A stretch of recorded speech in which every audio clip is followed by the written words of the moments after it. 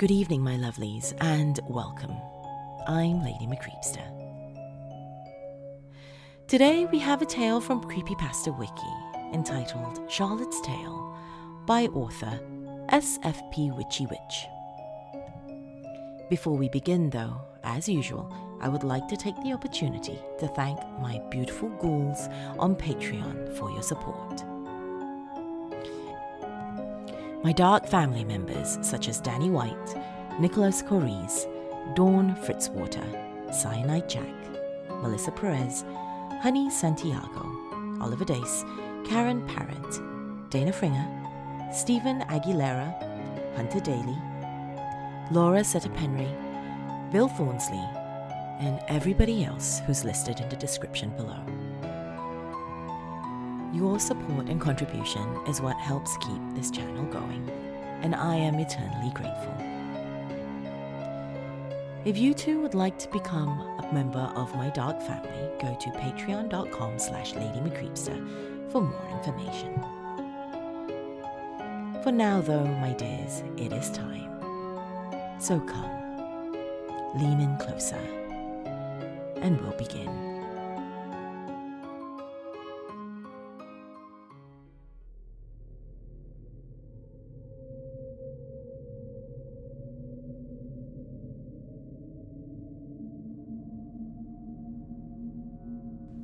What is it about being scared of something yet being powerfully drawn to it?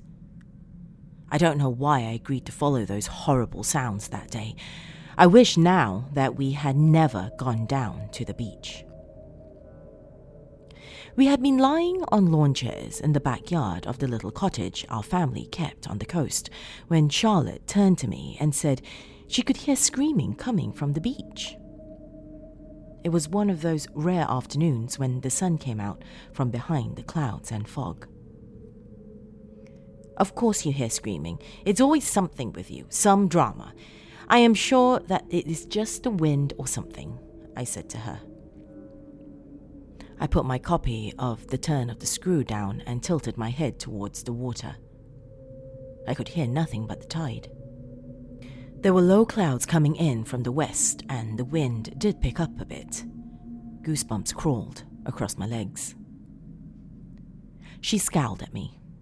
Charlotte hated me. She hated me since the day I was born. She told me that. She said there was something wrong with me, that I was an evil little creature. The story in our family goes that she stopped speaking on the day I was born. She was 3, and she would not speak a word for 2 years. When we asked her why she wouldn't talk, she said that it was to punish our parents for having another child. Her brown eyes narrowed when she spoke to me. Listen, there it is again. It's like a wailing. I hated her too. I had been trying to kill her all my life. When we were very little, I pushed her out of our neighbor Franny's treehouse. She only broke her arm. She told our parents that I had pushed her, but I told them it was an accident. Since Franny hadn't been looking, they gave me the benefit of the doubt. As we grew older, I mostly tried to poison her. I learned about lead poisoning in school and stabbed her with a pencil. I got in some trouble with my parents for that. I tried to be more imaginative. I put bleach in her juice for a month straight. Just a little at a time. She started to get really sick and no one could figure out why. Then I got scared of being caught, so I stopped. A year or so later, I got into poisonous plants. Ricinus communis, Abrus precatorius, Datura stromonium, Nerium Olandia, Digitalis purpurea. She got sick then too. She would spend long hours in the bathroom with her nausea, then fall into her bed listless. Our parents started to worry that she had some kind of medical condition. They started taking her to see doctors and changing her diet. No one could figure out why she was always so sick. I think that she began to suspect that I had something to do with her condition, and she wouldn't let me make her cups of tea or fetch her glasses of milk. "Come on, Connie, let's go down there and check it out," she said, jumping up from her chair and walking to the edge of the yard where the land dropped off 200 feet to the craggy shore below. I thought, how easy it would be to gently push her off. Her legs were tan in her cut-off shorts and her blonde hair hung down to the middle of her back. She was 15 and people said that she was the pretty one. I don't know which one that made me. People never said. I was on the short side and I kept my brown hair cropped short. I preferred to stay inside and read, but she was an athlete. And you could see the muscles in her legs from all the running she had been doing for lacrosse all summer. We had arrived late the night before. Every summer we would spend a couple of weeks at the coast.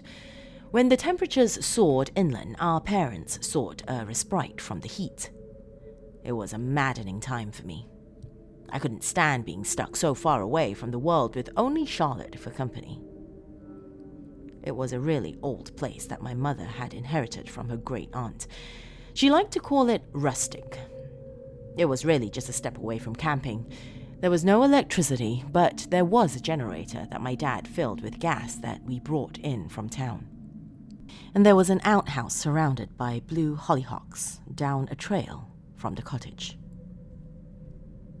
As usual, it had been cold and foggy that night when we arrived from the city.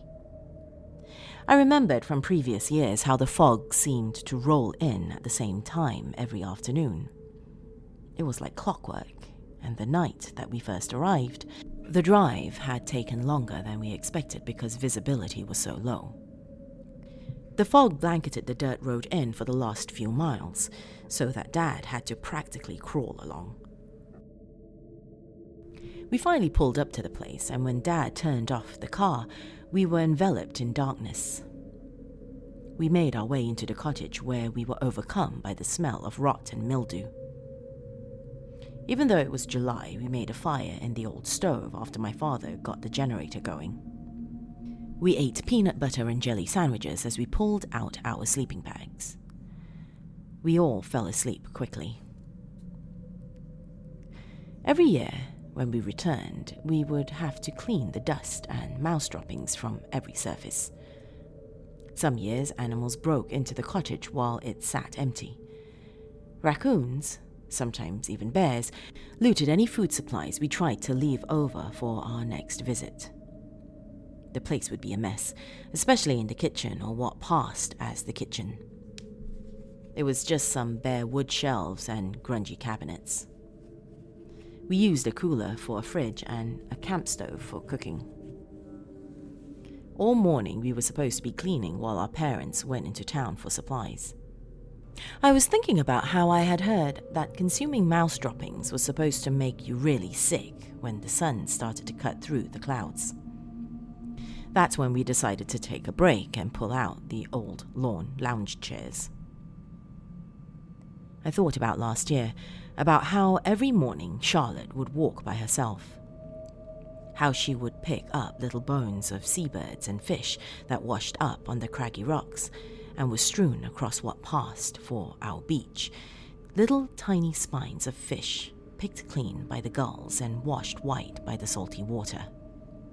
Sometimes she'd run home excited by a small bird skull or little white fish vertebrae that looked like butterflies. She would bring the little butterflies and skulls up to the porch and put them on the railing, and I would knock them off into the dirt. Sometimes I would step on them and break them into tiny little pieces. "I'm not going anywhere with you," I told her. And then I heard it. A scream. I was sure that I heard a scream. I looked at Charlotte and she looked at me. We shared a moment and our eyes locked for the first time, not in hatred, but in fear. "Fine, let's go," I said. I grabbed a hoodie and we were off down the narrow trail that led to the rocky outcropping that we called the beach. Gravel spilled down the path as my tennis shoes struggled to grip the ground. We ran along the yellow gumweed-lined trail. We rounded the corner, winded, and stopped dead in our tracks. There were 2 boys sitting on the rocks by the water. They were smoking cigarettes and held bottles of beer in their hands. I remember thinking, who still smokes cigarettes? They looked like they were Charlotte's age, or maybe a little older. I thought there was something off about them, but I couldn't quite put my finger on what it was. Maybe it was just the fact that they were there before us on our little deserted beach. Maybe it was that they seemed to have just materialized in this place. They looked like many of the boys at our school. They had on white t-shirts and khaki-colored pants. One was tall and had dark hair and blue eyes.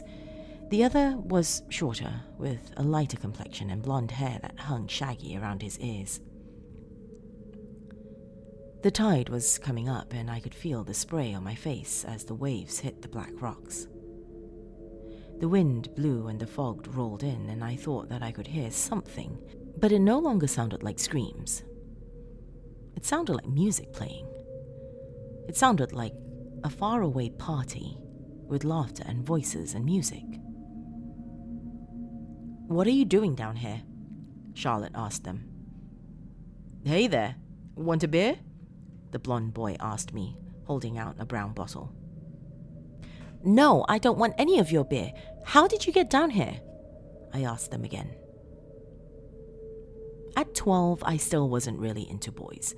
I had few friends at school, and they weren't the type to swoon over boys like Charlotte and her friends did. I naturally distrusted these 2. "We're ghosts. Come and sit by us," the taller, darker of the boys said to us. His friend laughed. "Bullshit." I practically spat at him. The only access to this beach was the trail that started in the backyard to our little cottage. We had been sitting in the lawn chairs for over an hour and hadn't seen anyone pass.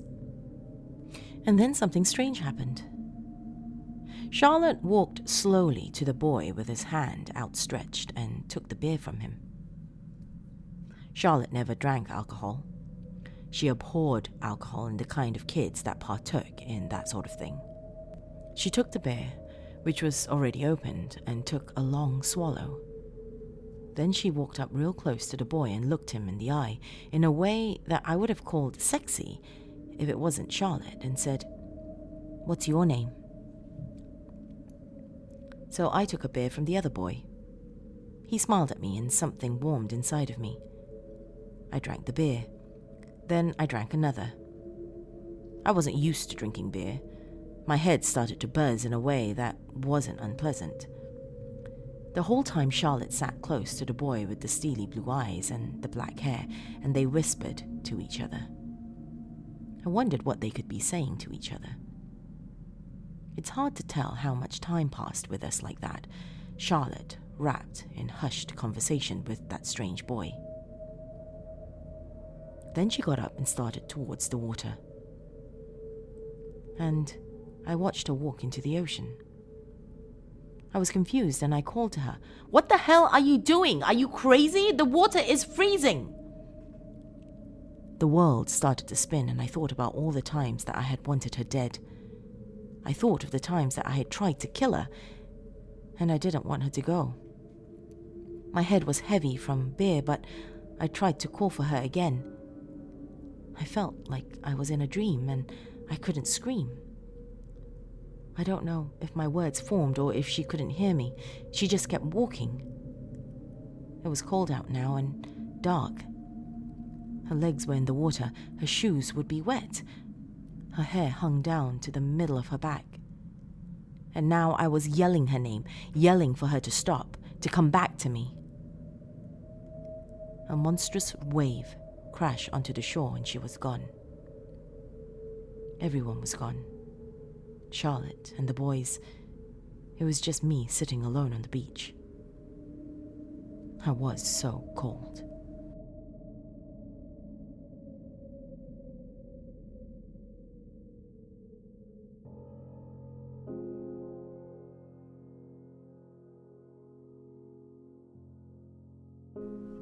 Thank you for joining me this evening, my dears.